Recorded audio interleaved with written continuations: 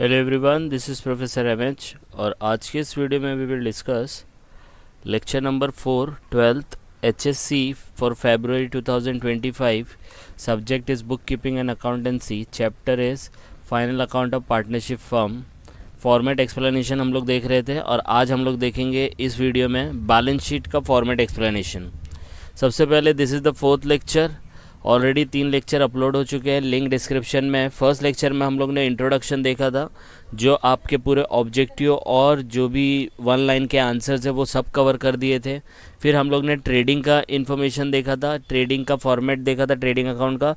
Then we saw profit and loss का, और अब ये थर्ड में हम लोग देख रहे हैं बैलेंस शीट।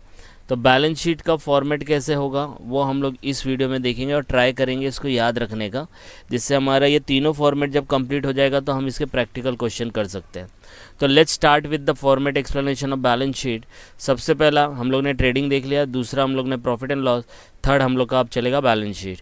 तो बैलेंस शीट के लिए आपको क्या करना है, सबसे पहले बैलेंस शीट एज ऑन होता है, ये याद रखना है। Trading account and profit and loss account real account होते हैं और नॉमिनल अकाउंट होते हैं। और बैलेंस शीट जो होता है वो एक स्टेटमेंट होता है, याद रखना है। स्टेटमेंट होता है जिसके अंदर, इसलिए इसको लिखा जाता है बैलेंस शीट एज ऑन।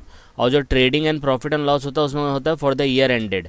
इसका मतलब ये है कि trading and profit and loss पूरे साल भर का बनता है, बैलेंस शीट एक स्पेसिफिक डेट का बनता है, इसलिए इसको स्टेटमेंट बोलते हैं। इसके अंदर लेफ्ट हैंड साइड में लाइबिलिटीज़ है और राइट हैंड साइड पे एसेट होता है। ठीक है, तो हम लोग स्टार्ट करेंगे। लाइबिलिटीज़ है, लाइबिलिटी में पहला क्या आता है, पार्टनर कैपिटल।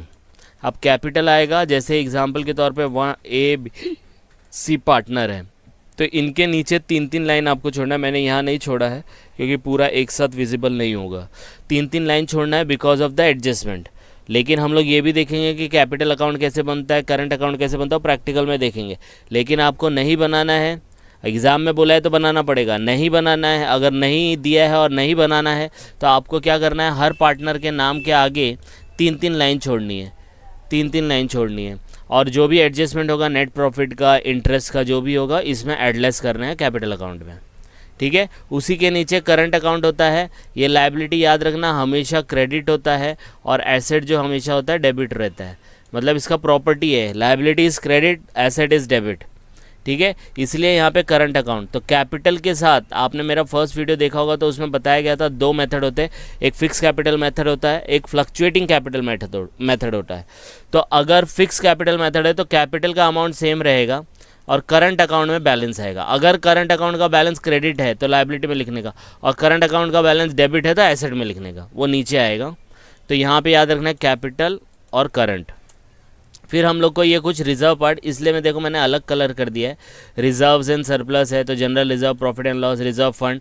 ये प्रोविडेंट फंड वैसे तो लायबिलिटी में ही आता है ये, लेकिन इसको मतलब एक जैसे नाम की वजह से मैंने इसको यहाँ पे लिख दिया है। फिर आप अगर कोई इन्वेस्टमेंट किए प्रोविडेंट फंड से, उसका कुछ इंटरेस्ट आया तो आप इसमें ऐड बैक कर सकते हैं, लेकिन उसका अलग इफेक्ट भी आता है जो हम लोग देखेंगे लेक्चर्स के दौरान जब इसका प्रैक्टिकल क्वेश्चन करेंगे। तो यहाँ पे क्या याद रखने का, कैपिटल अकाउंट, करंट अकाउंट, फिर आएगा general reserve, profit and loss, reserve fund, provident fund. ठीक है, इस तरीके से याद रखना, capital account, current account, general reserve, profit and loss, reserve fund, provident fund. ठीक है, फिर इसके बाद आता है कुछ लोन्स जो होते हैं, बड़े बड़े लोन्स जो 5 साल 10 साल के लिए। तो एक होता है loan from mortgage, loan on mortgage, bank loan, loan from partners. तो लोन में 3 याद रखना, गिरवी रख के लोन, बैंक से लोन या पार्टनर से लोन। गिरवी रख के लोन, बैंक लोन, पार्टनर से लोन। ठीक है, तो लायबिलिटी साइड में क्या क्या देख लिया, कैपिटल अकाउंट, करंट अकाउंट, फिर ये रिजर्व्स देखे, general reserve, PNL, reserve fund, provident fund. फिर लोन लिया तो लोन 3 देखना है, mortgage loan, bank loan, partner loan. Mortgage loan, bank loan, partner loan. तो ये सुनेंगे ना आप वीडियो तो आपके दिमाग में फिट होता रहेगा, अच्छा लायबिलिटी में ये आता है। ठीक है, अब आता है लास्ट वन आपका अदर करंट लायबिलिटी। ये आपको एक चैप्टर है, आपको पता है, एनालिसिस ऑफ फाइनेंशियल स्टेटमेंट, जिसके अंदर वर्टिकल बनाते हैं, तो इसमें हेल्प करेगा। इन सब को आप क्या बोलते हैं, करंट एसेट बोलते, करंट लायबिलिटी बोलते हो। क्या बोलते हैं, करंट लायबिलिटी। तो इसमें आता है bills payable, bank overdraft, sundry creditor, ये इसके एडजस्टमेंट है जो रेयरली आते हैं। Outstanding expense, income received in advance, provision for tax. तो ये सब आपकी करंट लायबिलिटी क्या क्या है, bills payable, bank overdraft, sundry creditor. ठीक है, bills payable, bank overdraft, sundry creditor. इसको याद कैसे करना है, पहले ज़माने में मोबाइल से पहले एक पीसीओ करके होता था। पीसीओ मतलब कहीं से भी आप है ना 1 रुपया दे के कॉल कर सकते थे, दैट इज़ कॉल्ड पीसीओ। तो पीसीओ याद रखो, payable, bills payable, overdraft, credit, C से क्रेडिटर, ओ से ओवरड्राफ्ट, पीसीओ हो गया। एडजस्टमेंट हम लोग देखेंगे। ओ आई, फिर आउटस्टैंडिंग एक्सपेंस है, income received in advance, provision for tax. तो चाहिए तो इसको ओ स्क्वायर कर देना और आईपी कर देना, तो पीसीओ की power to IP. IP stands for income received in advance, provision for tax. ये मैंने सिर्फ इसलिए बताया कि अगर आपको याद रखना है तो इस तरीके से याद रख सकते हो।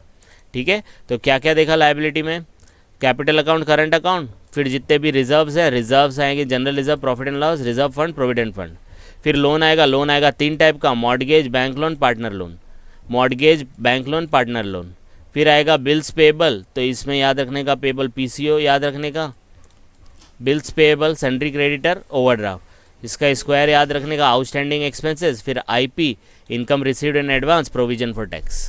खत्म हो गया, इससे ज़्यादा आने वाला नहीं है। आ रही बात समझ में? तो लायबिलिटी साइड हो गया। अब हम लोग एसेट साइड चलते हैं। एसेट साइड में पहला जो लिखते हैं हम लोग इंटेंजिबल लिखते हैं, that is goodwill. That is goodwill. Goodwill के बाद हम लोग लिखते हैं एसेट। एसेट में सब आता है, land and building, plant and machinery, furniture, fixture, equipment, delivery van, motor vehicle, lease hold, free hold premises, patent, loose tools, store, space part और लेस डेप्रिसिएशन, ये अमाउंट लिखते हैं। तो पहला इंटेंजिबल एसेट गुडविल, और फिर land and building, plant and machinery, ये सब तो कॉमन है, आपको पता है। ठीक है, land and building, plant and machinery, furniture and fixture, equipment, delivery van, motor van, lease hold, free hold premises, patent, loose tool, stores and spare parts. इसमें डेप्रिसिएशन माइनस करना, याद रखना इसी के ऊपर डेप्रिसिएशन मिलता है और किसी चीज़ पे गुडविल पे डेप्रिसिएशन नहीं आएगा। ठीक है, फिर 2 एक आइटम आते हैं जिसको हम लोग इन्वेस्टमेंट और लोन्स एंड एडवांसेस बोलते हैं। तो एसेट का मतलब क्या होता है, एसेट का मतलब होता है जिससे आपको इनकम जनरेट हो। समझ में आया? एसेट का मतलब क्या होता है, इनकम जनरेट हो। तो मीनिंग ये है गुडविल, गुडविल मतलब रेपुटेशन, तो आपकी रेपुटेशन होगी तो तभी तो आपका इनकम जनरेट होगा, तो इसलिए गुडविल लिया। Land and building, plant and machinery, furniture, delivery van, patent, loose tool, ये सब एसेट आप यूज़ करोगे तभी तो आपका बिजनेस बढ़ेगा।